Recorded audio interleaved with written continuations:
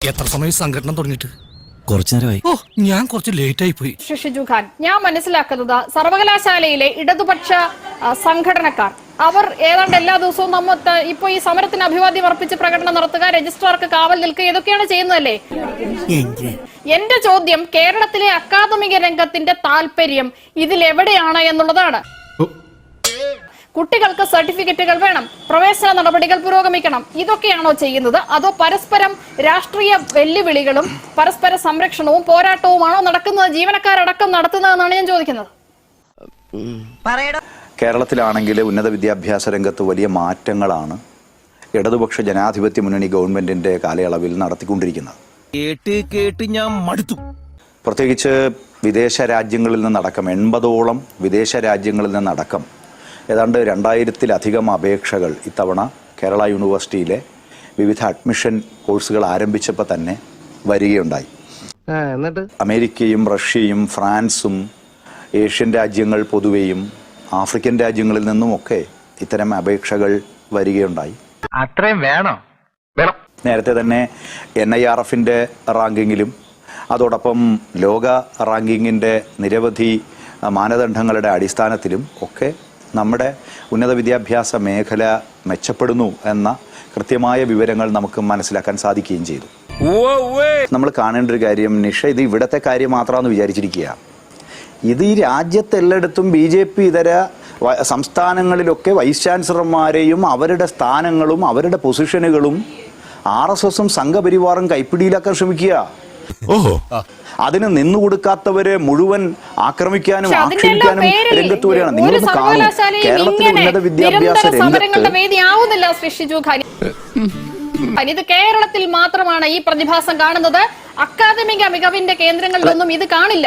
ഇതുകൊണ്ട് തന്നെയാണ് കുട്ടികൾ കേരളത്തിൽ പഠിക്കാൻ തയ്യാറാവാത്തത്. അങ്ങനെ പറയരുത്. പിന്നെ എങ്ങനെ പറയണം? കേരളം നമ്പർ 1 ആണ്, സർവകലാശാലകൾ മികവിന്റെ കേന്ദ്രങ്ങളാണ് എന്നൊക്കെ ഈ പ്രചാരവേലയ്ക്ക് വേണ്ടി പറയുമ്പോൾ യാഥാർത്ഥ്യങ്ങൾ പലതും കണക്കുകൾ പരിശോധിക്കുമ്പോൾ അതിൽ നിന്ന് വളരെ ദൂരെയാണ്. ഈശ്വര, ഓരോന്നോരോന്നെ പുറത്തേക്ക് വന്നോണ്ടിരിക്കുകയാണല്ലോ.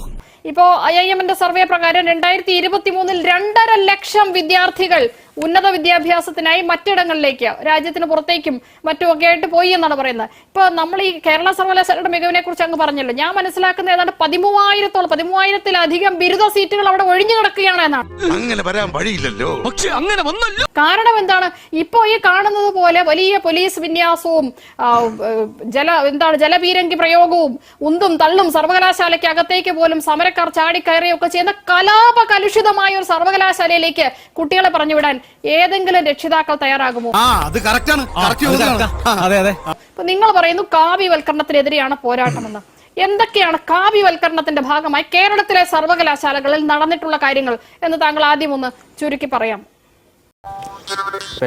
അവകാശ സമരങ്ങൾക്ക് വേണ്ടി നിരന്തരം സംസാരിക്കുകയും രംഗത്ത് വരികയും ചെയ്യുന്ന ജേർണലിസ്റ്റുകളും മീഡിയ സമൂഹവും വിദ്യാർത്ഥികളുടെ ജനാധിപത്യപരമായ സമരങ്ങൾ വേണ്ട എന്നൊരു അഭിപ്രായം പറയുന്നത് ശരിയല്ല. പേഴ്സണലായിട്ട് നിങ്ങൾക്ക് എന്ത് അഭിപ്രായം? അവരുടെ അവകാശങ്ങൾക്ക് വേണ്ടി പോരാടണം ശ്രീ ഷിജു ഖാൻ. അവർ പോരാടുന്നത് കേരളത്തിലെ സർവകലാശാലകളിൽ സ്ഥിരം വൈസ് ചാൻസലർമാരെ നിയമിക്കാനാണ്, കേരളത്തിലെ സർക്കാർ കോളേജുകളിൽ സ്ഥിരം പ്രിൻസിപ്പൽമാരെ നിയമിക്കാനാണ്, കേരളത്തിലെ വിദ്യാഭ്യാസ നിലവാരം ഉയർത്തുന്നതിനാണ്, കിം ഫലം പോലുള്ള മണ്ടത്തരങ്ങൾ സർക്കാർ ചെയ്യാതിരിക്കാനാണ്. ഇതിനൊക്കെ വേണ്ടി പോരാടണം. തീർച്ചയായും വിദ്യാർത്ഥി സംഘടനകൾ പോരാടണം. എന്റെ ചോദ്യം, എവിടെയെല്ലാമാണ് കാവ്യവൽക്കരണം കേരളത്തിലെ സർവകലാശാലകളിൽ നടപ്പാക്കിയിട്ടുള്ളത്? എന്തെല്ലാമാണ് ഉദാഹരണങ്ങളായി താങ്കൾക്ക് ചൂണ്ടിക്കാണിക്കാനുള്ളത്? അതാണ് വിദേശ വിദ്യാർത്ഥികൾ ഇവിടേക്ക് വരുന്നു എന്ന കണക്ക് ഞാൻ ആദ്യം തന്നെ പറഞ്ഞല്ലോ. 81 രാജ്യങ്ങളിൽ നിന്ന് 2620 അപേക്ഷകൾ ഞാൻ ആധികാരികമായി ഒരു സിൻഡിക്കേറ്റ് മെമ്പർ എന്ന നിലയിൽ തന്നെ പറയുന്നു. ഞാൻ ചോദിച്ചതിന് മറുപടി കിട്ടിയില്ല.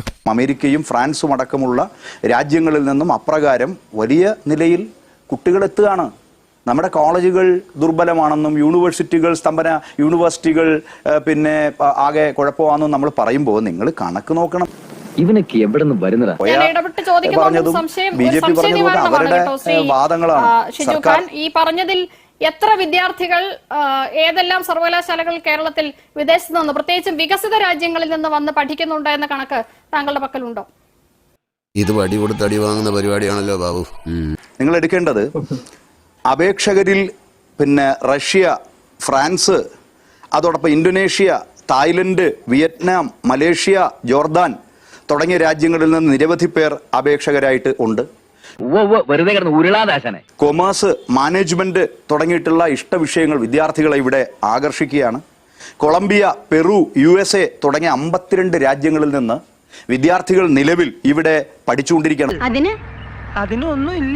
അപ്പൊ ഇതൊന്നും കാണാതെ നമ്മുടെ ഉന്നത വിദ്യാഭ്യാസ രംഗത്ത് ഒന്നും നടക്കുന്നില്ല എന്ന് പറയുന്ന വാദത്തോട് എനിക്ക് യോജിപ്പില്ല. രണ്ടാമത്തെ കാര്യം ഞാൻ പറയാം, എന്താ ഇവിടെ സർവകലാശാലകളും കോളേജുകളും ഇവിടെ ഉന്നത വിദ്യാഭ്യാസ രംഗത്ത് വികസിത രാജ്യങ്ങളിൽ നിന്നുള്ള എത്ര കുട്ടികൾ പഠിക്കുന്നുണ്ട്? അത് അങ്ങനെ വികസിത രാജ്യം എന്ന് പറഞ്ഞാൽ എനിക്ക് നിഷ മനസ്സിലായില്ല. ലോക രാജ്യങ്ങളിൽ നിന്ന് ഒരുപാട് പേര് വരുന്നുണ്ട്. അമേരിക്ക വികസിത രാജ്യമല്ലേ, മാറിയോ? ഫ്രാൻസ് വികസിത രാജ്യമല്ലേ, മാറിയോ? അങ്ങനെ ഒരുപാട് രാജ്യങ്ങൾ, അമേരിക്കയും ഫ്രാൻസും. അതെ, എത്ര കുട്ടികൾ പഠിക്കുന്നുണ്ടെന്നാണ് ഞാൻ ചോദിച്ചത് താങ്കളോട്. എണീറ്റ് വരണ്ടേയിരുന്നു.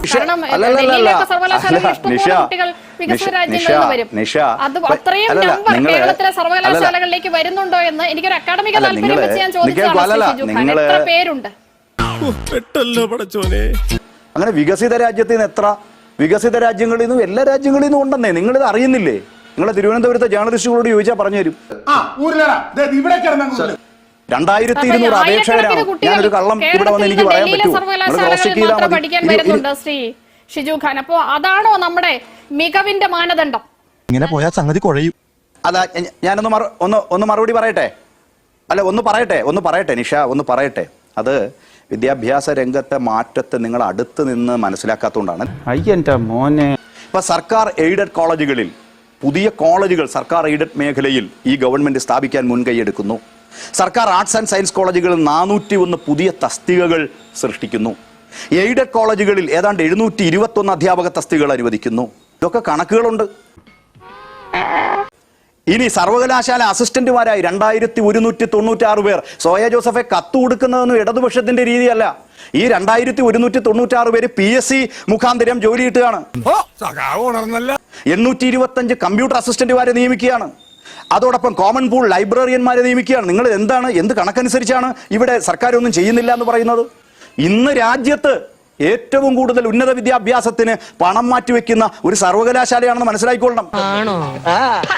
റാങ്കിങ്ങിനെ കുറിച്ച് പറയുമ്പോൾ നമ്മുടെ സ്ഥാപനങ്ങളുടെ മെച്ചം എന്താ? QS വേൾഡ് യൂണിവേഴ്സിറ്റി റാങ്കിങ്ങിൽ കേരള സർവകലാശാല മികച്ച നേട്ടം കൈവരിച്ചില്ലേ? ടൈംസ് ഗ്ലോബൽ റാങ്കിങ്ങിൽ നമ്മുടെ സർവകലാശാല MG യൂണിവേഴ്സിറ്റി മുന്നേറ്റം ഉണ്ടാക്കിയില്ലേ? എന്നിട്ട് അതോടൊപ്പം വേൾഡ് യൂണിവേഴ്സിറ്റി റാങ്കിങ്ങിൽ സൗത്ത് ഏഷ്യയിൽ 88ാം സ്ഥാനം നേടി. ഞാൻ ഈ ഉന്നത വിദ്യാഭ്യാസ രംഗത്ത് കുറെ കാലമായി വായിക്കുന്ന ഒരാളാണ്. ഞാൻ വിദഗ്ധനൊന്നുമല്ല, ഞാൻ വായിക്കുന്ന ആളാണ്. സാധാരണ ഡിഗ്രി കോഴ്സുകൾക്ക് പോലും ആയിരക്കണക്കിന് കുട്ടികൾ ഡൽഹി പോലുള്ള നഗരങ്ങളിലേക്ക് വരുന്നത് എന്തുകൊണ്ടാണ്? അതെ, ജസ്റ്റ് കേൾക്കൂ. അത് നിങ്ങൾക്ക് ഞാൻ പറഞ്ഞു വരുമ്പോൾ ബോധ്യപ്പെടും. നമ്മളിവിടെ വിദ്യാഭ്യാസ രംഗത്ത് ഏറ്റവും ശാസ്ത്രീയമായ 4-year ഡിഗ്രി കോഴ്സ് കേരളത്തിൽ നടപ്പാക്കി. കേരളത്തിലെ സർക്കാർ സ്ഥാപനങ്ങളും എയ്ഡഡ് സ്ഥാപനങ്ങളും മികച്ച സൗകര്യങ്ങൾ ഉറപ്പുവരുത്തി. പറഞ്ഞാണ്ടല്ലോ, ലോകത്ത് പല രാജ്യങ്ങളിൽ നിന്നും ഇവിടേക്ക് വരുന്നത് പോലെ നമ്മുടെ കുട്ടികൾ പുറത്തേക്കും പോവും. അതെല്ലാം കൂടി ഇവിടെ അങ്ങ് നിന്നോളണം, ഇവിടെ അങ്ങ് പിടിച്ചു നിന്നോളണം. എന്താ നമ്മൾ അങ്ങനെ പോണ നിഷ? നമ്മുടെ അടിത്തറ സ്ട്രോങ് ആയതുകൊണ്ടാണ് നമ്മുടെ വിദ്യാഭ്യാസം. അങ്ങനെ ഇടപെടല്ലേ. ഞാൻ പറയട്ടെ. ആരോട് ഇതിങ്ങനെ എത്ര വട്ടം പറഞ്ഞു? ഞാൻ ചോദിച്ചല്ലോ ശ്രീ ഷിജു ഖാൻ, ഒരു സാധാരണ BA ലിറ്ററേച്ചർ കോഴ്സ് പഠിക്കാൻ എന്തുകൊണ്ടാണ് ഡൽഹി സർവകലാശാലയും ജവഹർലാൽ നെഹ്റു സർവകലാശാലയും ഒക്കെ ഓപ്ഷനായി എടുത്തുകൊണ്ട്, ഫസ്റ്റ് ഓപ്ഷനായി എടുത്തുകൊണ്ട് ഈ നഗരങ്ങളിലൊക്കെ വന്ന് താമസിക്കുന്നത് എന്നുള്ളതാണ്. ഇങ്ങനെയാണെങ്കിൽ ഞാൻ കളിക്കല്ല, ഞാൻ നേരെ ചിറാപുഞ്ചിയിൽ പോയി മണം വിൽക്കാൻ പോണു. കേൾക്കൂ, നിങ്ങൾ കണക്കുകൾ മനസ്സിലാക്കിക്കൊള്ളണം. നമ്മുടെ കേരള യൂണിവേഴ്സിറ്റിയിലെ ഡിപ്പാർട്ട്മെന്റ്സിൽ നിങ്ങൾ മനസ്സിലാക്കണം, ഏറ്റവും പ്രധാനപ്പെട്ട ഒരു സർവകലാശാല ഡിപ്പാർട്ട്മെന്റാണ്. ഞാൻ ഇവിടെ പോസ്റ്റ് ഗ്രാജുവേഷൻ പഠിക്കാൻ ആഗ്രഹിച്ച ആളാണ്. എനിക്ക് പോസ്റ്റ് ഗ്രാജുവേഷൻ അഡ്മിഷൻ കിട്ടിയില്ല. കാരണം എന്താ, അത്രയും മികച്ച വിദ്യാഭ്യാസ അന്തരീക്ഷം അവിടെ ഉണ്ടെന്നാ ഞാൻ പറഞ്ഞത്. തീർക്കട്ടെ.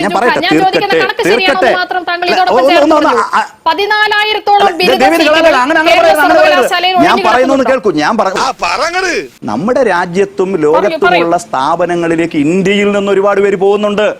കേരളത്തിൽ നിന്ന് നിരവധി കുട്ടികൾ പോകുന്നുണ്ട്. അത് അന്താരാഷ്ട്ര സഹകരണവും അതിന്റെ അടിസ്ഥാനത്തിൽ സ്കോളർഷിപ്പുകളും ഫെലോഷിപ്പുകളും ലോകത്താകമാനമുണ്ട്, ഇവിടെയുണ്ട്. നിനക്കതൊക്കെ എങ്ങനെ സാധിക്കും? താങ്കൾ സിൻഡിക്കേറ്റ് അംഗമായിട്ടുള്ള കേരള സർവകലാശാലയിൽ എന്റെ അറിവനുസരിച്ച് തെറ്റാണെങ്കിൽ താങ്കൾക്ക് തിരുത്താം, 13,000-ലധികം ബിരുദ സീറ്റുകൾ ഒഴിഞ്ഞു കിടക്കുന്നുണ്ട്. ശരിയാണ്. അതിൽ സത്യമല്ലേ? പറ.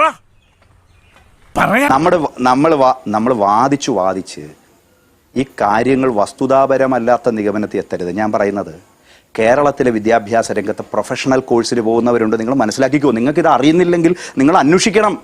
പ്രൊഫഷണൽ കോഴ്സിന് പോകുന്നവരുണ്ട്. നഴ്സിംഗ് ഇപ്പോഴത്തെ ഒരു പ്രധാനപ്പെട്ട ട്രെൻഡാണ്. നീ എന്ത് തേങ്ങയാടി പറയുന്നത്? അവർ ഓരോ കാലത്തും ട്രെൻഡിനനുസരിച്ച് രക്ഷിതാക്കളുടെ ഞാൻ ഈ രംഗത്ത് നിങ്ങളെക്കാൾ എനിക്ക് അനുഭവമുണ്ട്. ഞാൻ പറയാം BA ലിറ്ററേച്ചറും BA ഹിസ്റ്ററിയും BA എക്കണോമിക്സും എല്ലാം പഠിക്കാൻ വേണ്ടി തീർക്കാനുള്ള പരമ്പരാഗത ഡിഗ്രി കോഴ്സുകൾ ചെയ്യാൻ പോലും ആയിരക്കണക്കിന് കുട്ടികൾ കേരളത്തിൽ നിന്ന് പോകുന്നു. ഇതൊരു നടക്ക് പോണ മാതിരില്ല. രണ്ടാമത്തെ എന്റെ ചോദ്യം, താങ്കൾ സിൻഡിക്കേറ്റ് അംഗമായിട്ടുള്ള കേരള സർവകലാശാലയിൽ ഏതാണ്ട് 14,000-നടുത്ത ബിരുദ സീറ്റുകൾ ഒഴിഞ്ഞു കിടക്കുന്നുണ്ടോ? ഇതിന് രണ്ടിനും താങ്കൾ ഉത്തരം പറഞ്ഞാൽ ഞാൻ മറ്റു രണ്ടുപേരിലേക്ക് പോകാം. എന്റെ അണ്ണാക്കിലെ പിരിവിട്ടിയ അണ്ണാക്കിലെ പിരിവിട്ടിയാന്ന് നിങ്ങൾ ഈ പറഞ്ഞ കള്ളക്കണക്ക് എവിടെ നിന്നാന്ന് പറ ആദ്യം, എന്നിട്ട് ഞാൻ പറയാം. നിങ്ങൾ ഈ പറഞ്ഞ നിങ്ങളല്ലേ ഒരു കള്ളക്കണക്ക് പറഞ്ഞത്? എവിടെ നിന്നാ ഈ കള്ളക്കണക്ക് കിട്ടിയത്? കള്ളക്കണക്ക് എവിടെ നിന്നാ കിട്ടിയത്? ഒഴിഞ്ഞു കിടക്കുന്നു എന്ന് പറഞ്ഞ് കള്ളക്കണക്കാണത്.